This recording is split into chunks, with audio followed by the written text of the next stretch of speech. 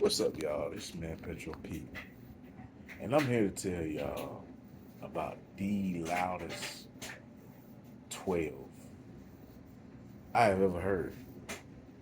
And yes, it was mine. Yes, but that's besides the point, man. And I want to tell y'all about this. You know what I'm saying? 'Cause it bothers me, and it is because I did everything right. The very last time I was in my truck, and I did everything right. I had to, I had And I had a good electrical, you know what I'm saying? I had a 260 ammo on it. I had three AGM batteries, the center console. The whole truck was dead. Um, I finally made a box that had a decent amount of port area. I had, I had a DC amplifier and I had a monster of a sub. And this is where it comes from. My two cardio brands are Ampere Audio and Resilient Sound.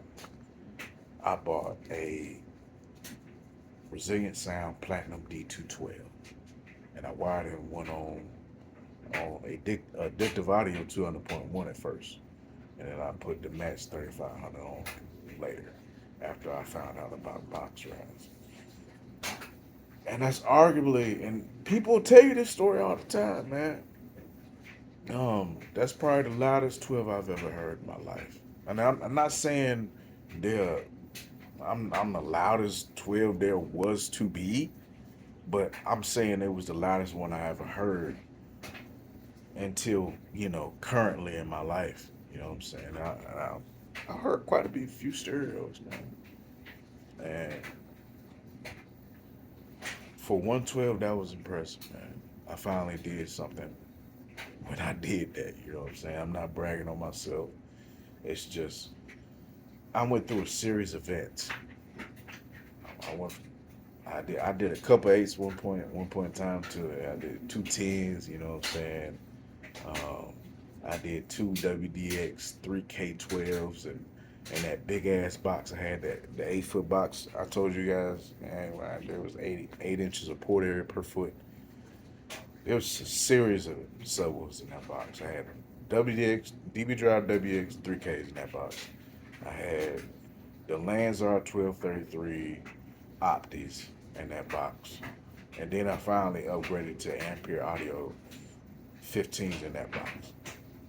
It was loud as shit, but the only reason it was loud was because the amount of cone area that was in that small ass cabin. Man. And it all came down to when I finally, my final build, it was my electrical was good. So it all comes down to this. Alternator, don't work circles around it, man. Get you a good alternator. Okay?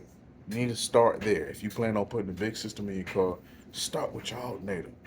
Two, get you a good battery, whether it's a lithium or an AGM. Stop messing with wet cells and do not get Optimus. They are not made for amp draw. Okay? Three, get you a decent amplifier. Don't be cheap about it. Four, find you a good box builder. Okay? Get you a nice sub.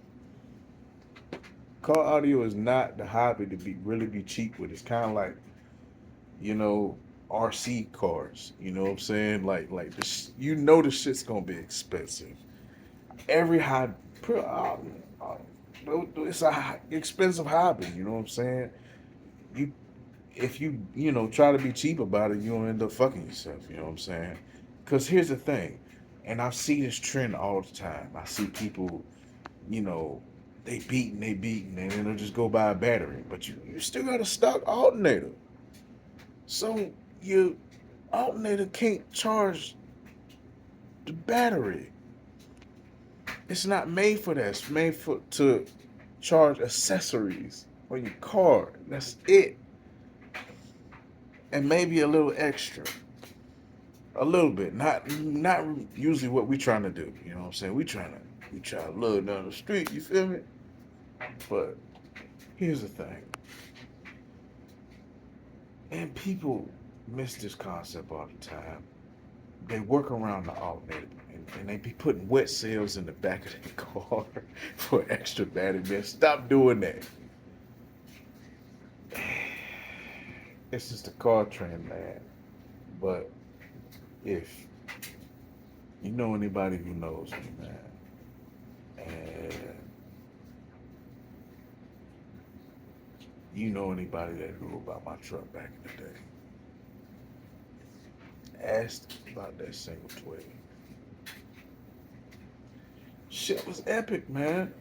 And I'm not saying that just because I did it. I'm saying it because I did all the right things at the right time. And that's what car audio is about. That's what life is about. Doing everything at the right time.